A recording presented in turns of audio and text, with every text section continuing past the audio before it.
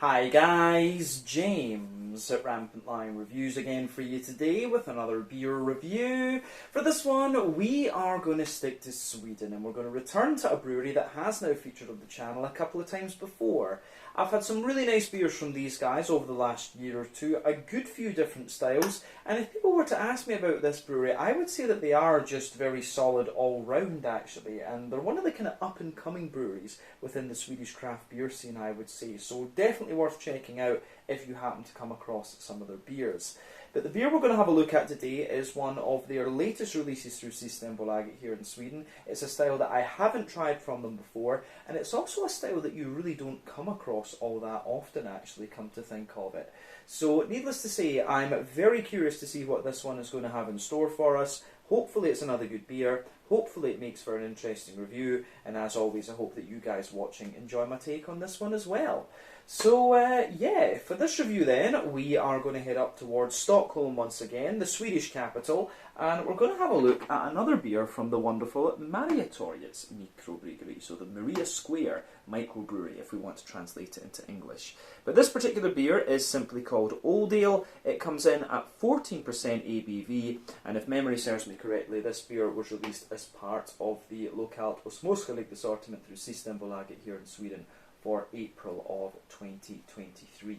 So yeah, this should be pretty interesting. I haven't reviewed too many beers that have been specifically called Old Ales on the channel, and this quite honestly is a style that is not very well defined. Old Ales can vary from country to country and even brewery to brewery, to be honest with you. But from what I gather, this one is going to be a rather big, heavy, malty affair. And as you know, if you've watched the channel for any length of time, I love the big kind of malty, brown, sugary beers, the Scotch ales, the doppelbocks, quadruples, barley wines and stuff like this. So this is one that I just thought would be right up my street. But always cool to return to Mariatorgets and see what these guys are doing, so hopefully this one carries on in the same vein as the other beers that we've had. So far, we've reviewed a couple of different sour beers, we've had a barley wine from them as well, and we had a stout, if I remember correctly, going a little bit further back beyond that.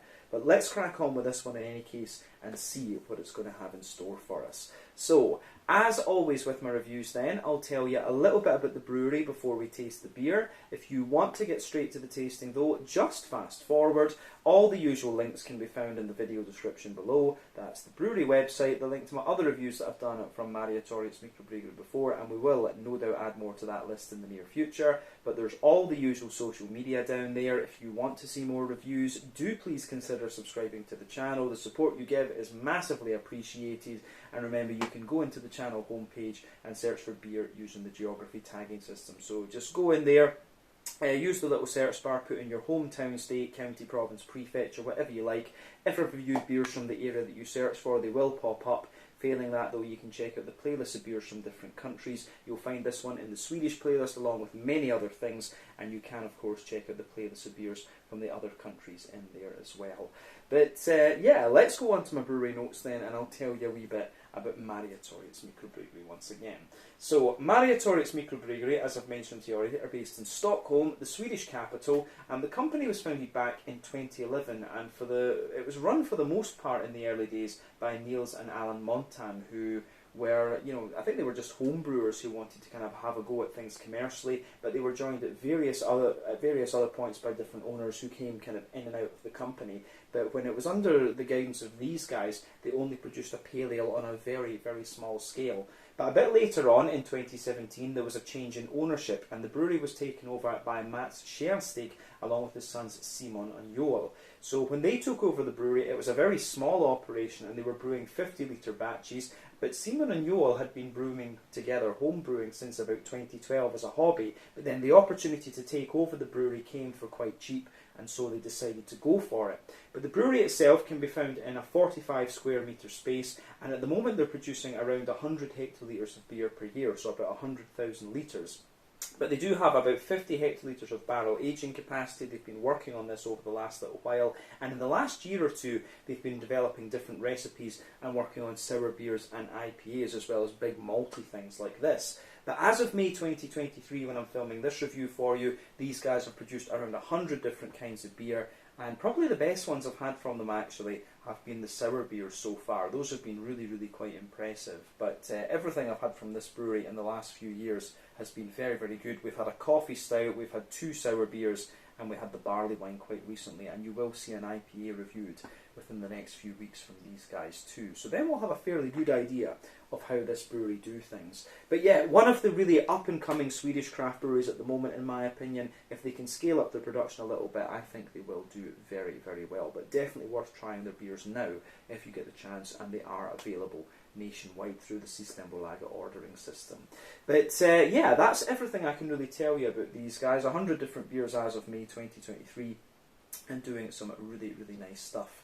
So yeah, if you want to learn more about this brewery, then you can check out the brewery website. You can follow them on Facebook and Instagram to keep up to date with all the latest goings on, and you can of course check out the Rate Beer, Untappd and Beer Advocate pages to learn a little bit more about all the different beers that these guys have done. So yeah, let's go on then and have a little look at this beer itself.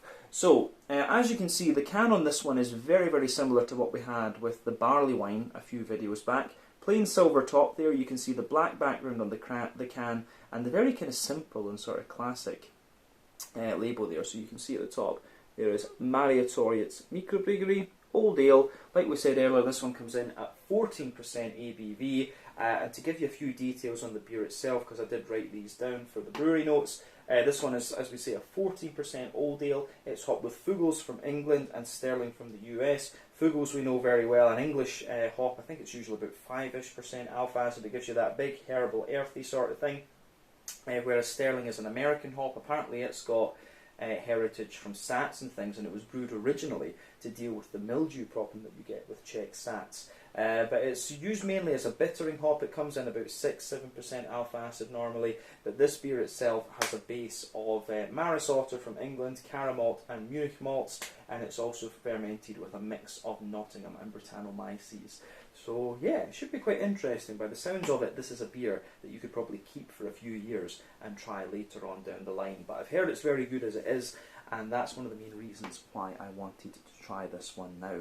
But yeah, if memory serves me correctly, this beer cost me somewhere in the region of like 80 Swedish kroner, so that's about €8, somewhere in the region of £7 sterling, $9 American. So for a big 14% Old Ale at 330 millilitres, I don't think that's too bad, to be honest with you. And like I say, you could sit on this one for a wee while and just see how it behaves. But I want to try it, so yeah, let's get it out into the glass and see how we get on with it. So yeah, this is the Old Ale, 14% ABV from Mariatorgets Mikrobryggeri in Stockholm here in Sweden. You can smell a little bit of the kind of bready fruitiness coming out of this beer as we open it up. So yeah, there we go. You can see the head on this one is not going to last at all, but we got a good little glimpse of it there. Yeah, the aroma, this one actually reminds me of like a kind of souped up version of Orval, actually, the Belgian Trappist beer. But yeah, it's quite interesting. So you can see that when we actually poured this beer, it had a little bit of, you know, almost like a quarter finger of a frothy, I would say quite bright, rich, beige coloured head with this one. But that has, of course, disappeared to be pretty much nothing, to be honest with you. Yeah, there are 1 or 2 big bubbles sticking toward the side of the glass, a few little ones going up toward the surface of the liquid there, but yeah, pretty much. If you shine the light through this one, this is like a very, very dark, sort of ebony coloured liquid, this one. So I'm guessing this beer will have had a very, very long wort boil when you consider what's in it, because Mariatorgets, caramel and Munich malts, they're not the darkest actually. So remember, the colour of your beer depends on a few things. 1, the type of malts that you use. This goes a long way to determining your EBC rating. 2, length of your wort boil is also going to play a role, because the longer you boil the wort, the more the sugars caramelise, and thus you get a darker colour of beer. But any barrel aging you do or adjuncts you put in will affect the colour of the beer as well. But yeah, when it comes to black beers, that doesn't often, there often isn't enough to kind of add anything to that. But I have to say, this beer is pretty damn dark. If you shine the light through it, you do have a little bit of a kind of chestnutty coloured edge, but this is a very, very black beer. It's almost ebony, but I think this guy describing it as a very dark ebony rosewood type colour is certainly not out of the question. Not too much in the way of visible carbonation, as we said, But yeah, it looks very nice. But as I said to you, old ales can vary quite a little bit. We've had American old ales that have been very bright and very kind of sweet and things like that. Some of them can have Brettanomyces. It really just is not a very well defined style, this one. Old ales will vary from different places. If you actually go and look on the Wikipedia page to learn about old ales, it tells you there's about 3 or 4 different types of these things. So yeah, the best thing we can do is just accept it is an old ale, and we'll talk about the actual flavour profile of the beer when we taste it. So yeah, nothing overly unusual about the appearance of this one, but the colour in this one would, to me, based on the types of malts that we have, would indicate that this has undergone a very, very long wort boil. So yeah, let's have a wee look at the aroma then and just see what this beer is going to offer up for us. Yeah. So this thing smells like an absolute monster. It's got a little bit of a kind of Belgian quadruple element to it, but it's also got a little bit of like a very, you know, it's got a little bit of that Orval type thing. And Orval, of course, does use a little bit of Brettanomyces, so to be honest, that is not surprising. But yeah, the notes you get out of this one are really interesting. It has this really kind of candied brown sugar Belgian type thing. Like some of the kind of medicinal, herbally type notes that you get out of this are very akin to like Cavonia, you know, that cough syrup stuff. But it also reminds me quite a little bit of like a Belgian Bruin or a Belgian Dubel, to be honest with you. And as I've said many times on the channel before, when it comes to these kinds of beer, I actually, when it comes to Belgian beer, I actually prefer the quadruple over the Dubel and the Bruin beer. Those, you know, the Dubel and the Bruin, for me, they've just got a little bit too much of this kind of medicinal sort of herbally taste to them. But yeah, let's just try and break this beer down and describe it a wee bit more in depth, and then we'll taste it. But yeah, the backbone of this beer, absolutely. You've got a nice little bit of, you can smell that this one is really highly caramelised. You can smell there's a little bit of a kind of almost woody character to the beer. So lovely kind of, yeah, lovely kind of smooth woodiness in there. You've also got a little bit of that, kind of, you've got a little touch of nuttiness too. But above the wood, you can smell a really like highly caramelised, you know, really long wort boil type brown sugary note like this one. It's kind of, it's almost as if you have like a highly caramelised Christmas pudding, and you know, you get that little bit that sticks to the edge of the baking tray. So getting quite a lot of that out of this one, I have to say. Yeah, so the way that that goes together is really interesting. So nice kind of Christmas puddingy, cakey sort of thing in there. You can smell the sort of more sponge cakey note out of this one. There is almost like a little bit of rye bready character to this beer. So yeah, big kind of rye bready notes. You also have a little bit of that, you know, there's a little bit of that almost kind of aniseedy, licoricey type note, which I find really interesting. So you've got the highly caramelised, kind of Christmas puddingy, rye bready sort of thing. Above that, there's a little bit of wholemeal bread, but you've also got this kind of sponge cakey type thing. It's like a really brandy soaked sponge cakey type note that comes out of this one.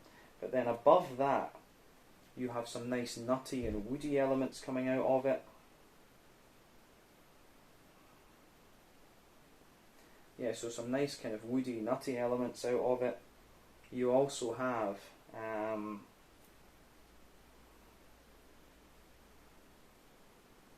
yeah, it's almost got like a pecan-y almonds type thing to it. But then above all these kind of bready characters, you start to get the big, big brown sugary notes out of this one. And the more that I smell this beer, the more that I feel it has these, like I say, just highly caramelised treacle molasses type things coming out of it. So yeah, the notes that you have of this one, there's a big treacly molasses note to this one.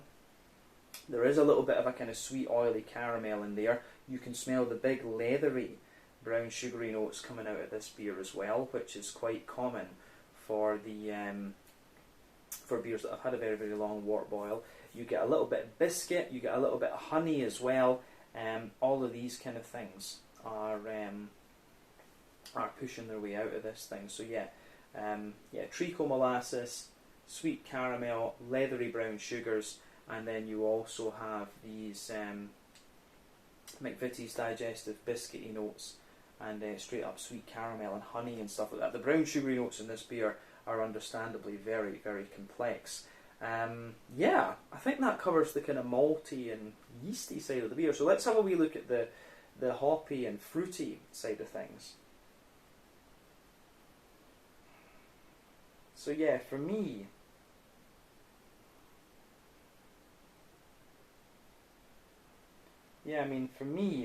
the hoppy side of this beer, I think most of it has kind of dropped out of this one, to be honest with you. And old ale is one it's quite often it's barrel aged, it's left to sit in the fermentation tank for a long time and so on. I'm guessing that this beer has probably been brewed in a very small batch, to be honest with you. But yeah, you do get a nice little bit of hoppy character out of the beer. You get a little bit of the smooth earthiness in there that you expect of English hops. You get a little bit of the herbal character as well from the Fugels. Get a little bit of that ashy note as well, which I think will come out a wee bit more in the taste. But then you get little bits of floral character, little bits of kind of grassiness coming out of this one. And then, yeah, the way it goes together in that sense, it's quite nice. It's definitely a more kind of English style old ale, this one. So I'm curious to see. I think this will be a more kind of dry and roasty affair compared to some of the American ones that we've had in this category before. But on the fruity side of things, for me, this beer, you absolutely have a little bit of that nice kind of candy sugary type note out of it. So yeah, you've got a little bit of that kind of medicinal, Cavonia, cough syrupy type note to this beer as well, for sure. So you can smell that in there. There's a lot of kind of dried fruit in this one. You don't get so much in the way of like a sharper raisin or a juicier plum. You get like the dried prunes, you get the dates, you get a little bit of dried fig out of this one. These are the kind of fruity characters that come out of this beer. There is a little bit of grassiness and floral note to this beer as well, but it's quite a wet, grassy character that you get out of this one for sure. So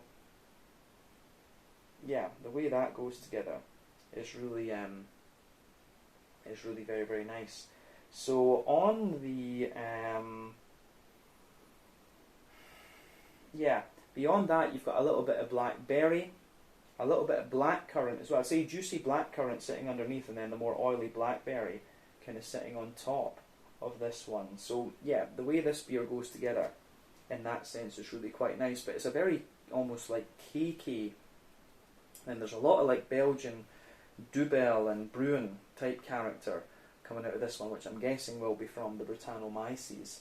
Yeah, it's a really interesting beer, this one, I have to say. I really quite like how this pieces together, so it gets a big thumbs up from me. Yeah, in terms of the overall aroma of this beer, I just have to say it's very, very interesting. So always take a little bit of time to appreciate the aroma of these beers before you get stuck into them, but I think it is about time that we try this one and see what it's all about. So let's do this. This one is the Old Ale, coming in at 14% ABV from Mariatorgets Mikrobryggeri in Stockholm here in Sweden. Let's get stuck in. Slange, skål, cheers.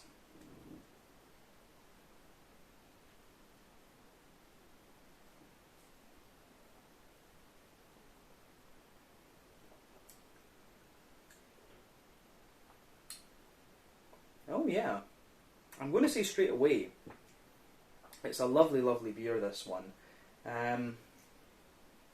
It's just a big, brown, sugary, bready, woody, cakey sort of affair, this. Yeah. If you like, if you like big, big sort of oily barley wines, if you like, Orval, Belgian Bruins, quadruples and stuff, it's kind of like that, really. It really is quite like that, to be honest with you. But another very, very good beer. Definitely not quite as sweet as the barley wine that we had from them last time round, but still definitely worth trying for sure. It's got a bit more dryness and roastiness and stuff coming out of it, which I do have to say I quite like.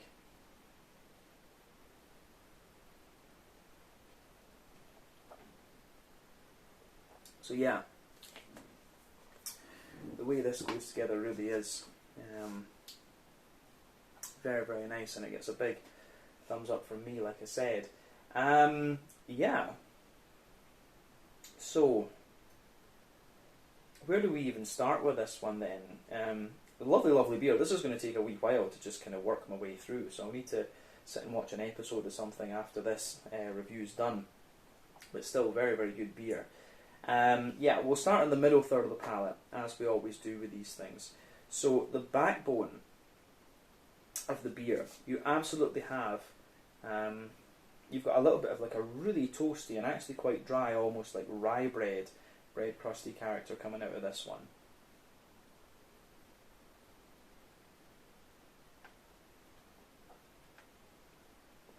So yeah, that's the backbone of the beer. But on top of that, you get a little touch of a woody character, but then you have this like highly caramelized, like Christmas pudding, rye bready type quality. So yeah, you've got the dry bread crusty notes in there. You've got the you've got the caramelized bread crusty notes in there. You've got the little bit of like highly caramelized rye bready character as well. And then further forward toward the front of that middle third of your palate, you have a little bit more woody character. There's this nice little bit of woodiness in there and a few nutty elements as well. But yeah, highly caramelized kind of rye bready notes. And then above that, you get this almost like sponge cakey type layer coming out of the beer, which is quite enjoyable as well.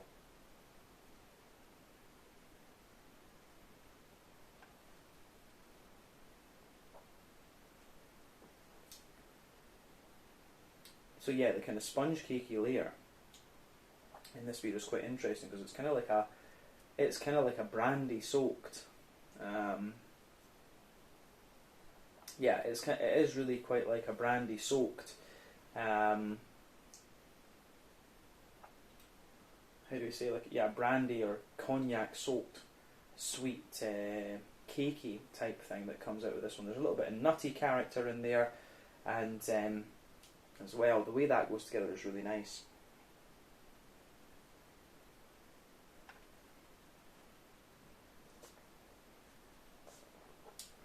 So, yeah, the kind of nutty notes in this one linger a little bit into the aftertaste, and you get some of the grainy base of this beer can be quite almost spicy as well.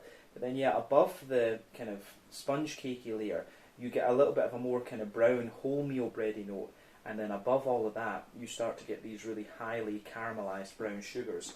So you've got this layer of like really leathery brown sugar coming out of the beer, and that's, for me, that's very, very interesting. So big leathery brown sugary characters coming out of this beer, definitely.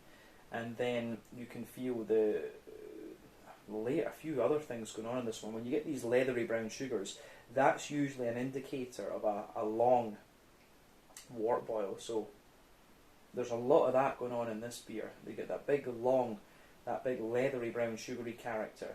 Then you have above that a circle of kind of sweeter but still very, very oily caramel. There's maybe underneath that you've got a little bit of a more roasty, toasty caramel. Then you've got the sweet, oily caramel sitting above that, and then the big treacle molasses type notes coming out of the big sort of treacle molasses type notes coming out of this one in the dead centre of your palate. And of course, the big, deep treacle molasses type notes in the dead centre of your palate are going to be because of the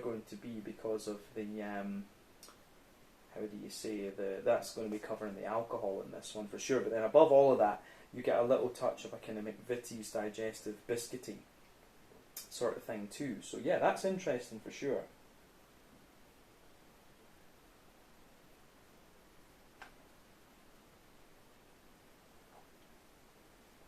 So yeah, beyond that, I think we've said everything that we really need to about the middle third of your palate in this beer. So we can go to the back third of your palate now.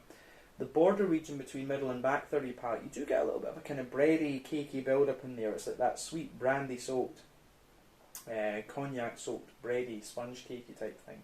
Absolutely comes out in this beer, 100%. But then the back third of your palate, as I've always said, more dry and bitter flavours come out further back on the palate.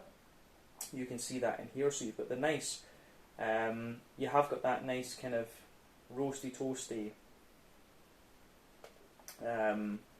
You have got that nice kind of roasty toasty well-fired bread crust forming the backbone of the beer.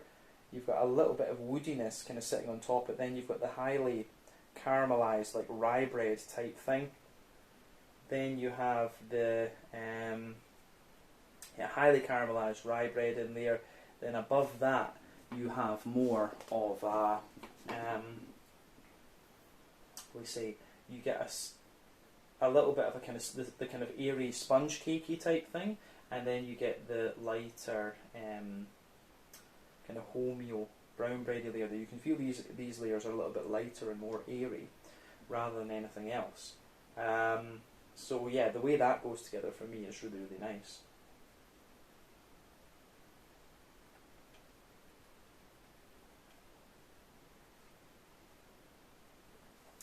But above everything else on that, you can feel that some of the brown sugary layer kind of creeps over into that back third of the palate. So you have this really dry but still quite sweet and almost slightly spicy brown sugar just sitting on top of all these layers on the back third of the palate. And then above everything else, you have the yeasty notes coming out of the beer. So for me, the yeasty side of this beer is quite, it has a little bit of a kind of sweet cakey type note to it. You've also got this almost like honeycomb type layer to it. And then yeah, you've got a little bit of spice too, so it's like a light wholemeal rye brown bready type thing, honeycomb around it, and a little touch of spice to it. So certainly you can feel the back third of your palate. The flavour is taller, and as you come further forward into the middle third of your palate, it kind of squashes down and condenses together. So yeah, the way that that goes together in this one is really, really nice for sure. Yeah, I like that about this beer. For sure, yeah, back third, the malty and yeasty side of things in this beer is really quite interesting for sure. But you're getting, the more that you go into the aftertaste of this one, the further that you go, you're getting more and more kind of phenol type quality out of this one. So that's really interesting too. I wouldn't be surprised if there's been a wee bit of like rock sugar or candy sugar or something added into this too. But yeah, in terms of the hoppy side of things then, let's go on to that. Back corners of the palate, you absolutely have a little bit of earthiness in there. As you move further forward, you get a little touch of herbal character, and as you push toward the kind of front corners of your palate, there's a little bit more kind of floral aromaticity coming out of the beer. So yeah, you've got that nice little bit of floral aromaticity there. Then round the front curve of the tongue, the beer is a little bit lighter and more grassy for sure. But obviously you could let this beer sit for a considerable amount of time and just let the hoppy character kind of dissipate out of it, and that's going to happen more and more the further that you go on with this beer. But yeah, you certainly are still getting a little bit of the kind of floral aromaticity and the grassy zestiness out of this beer at this point in time. I'm not sure exactly when this one was canned or whatever, but yeah, as of May 2023 when we're trying this, you're still getting a little bit of hoppy character out of this beer. Nothing wrong with that, of course.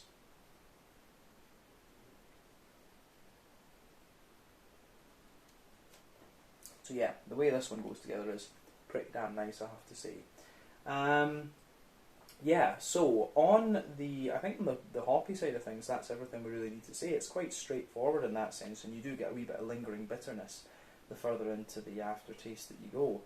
But yeah, on the front third of your palate then, the fruity side of things, so border region between front third and middle third of your palate, you get a nice little bit of bready build up in there. And the way that goes together is really quite nice. Yeah, so big kind of rye bready, caramelised, brown bready build up in there. The base of that front third of your palate, you've got the kind of roasty, well-fired bread crust in there.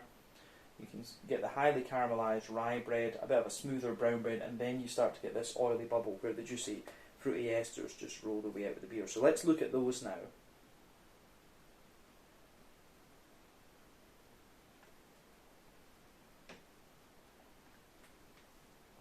So, the fruity side of this beer is quite interesting because within that border region between front and middle third of your palate, you do have a little element of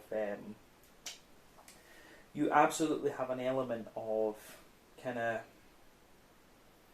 how would we say, like phenolic, kind of Belgian brewing, Dubel type character to this one. So you do get some of these kind of medicinal, cough syrupy, phenolic type flavours, but then beyond that you've got more of the fruity notes. So at the back of that front third of your palate, you start on the top, you start to get a little bit of raisiny sharpness. Underneath that there's a little bit of juicy plum. There's a little bit of, underneath that you have a little bit of a kind of dry pruny type note, and then in the base you have a little bit of a more kind of datey character. So you've got dates in there, you've got a little bit of a kind of, you definitely have a little bit of a kind of, how would we say, you've got a little bit of a kind of sultana, dry white green grapey character. Then as you move further forward you get the dry pear, but as you reach the dead centre of that front third of your palate you get the kind of oily figgy characters coming out of this one. And as you move into the front half of that front third of your palate you get the oily black currant underneath and the juicier blackberry just sitting on top of it. So yeah, there's a whole host of different fruity characters coming out of this beer, which all of which are really interesting.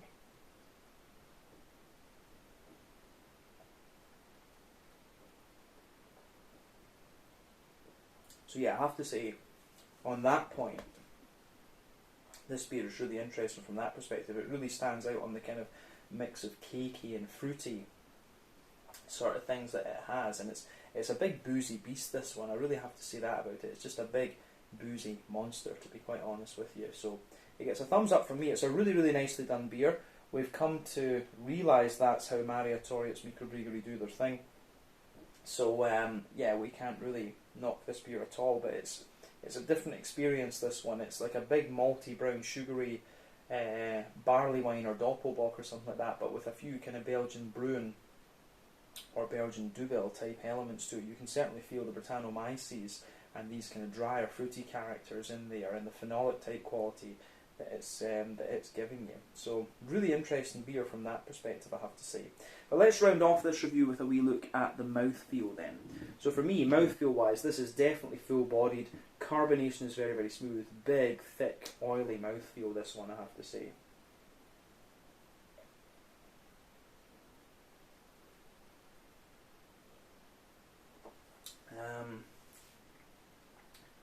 So yeah, the way that goes together is quite nice.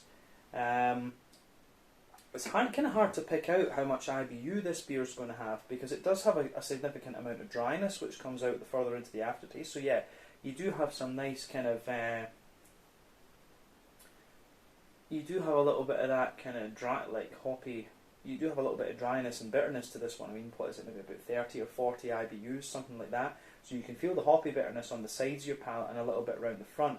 But then you've got a nice kind of grainy bread crusty sort of thing, smooth bready elements in there as well, a mix of cakey and bready dryness, and then these big, big, highly caramelised brown sugary notes coming out of this beer as well. So yeah, the way everything goes together in this one, I think, is really, really quite nice.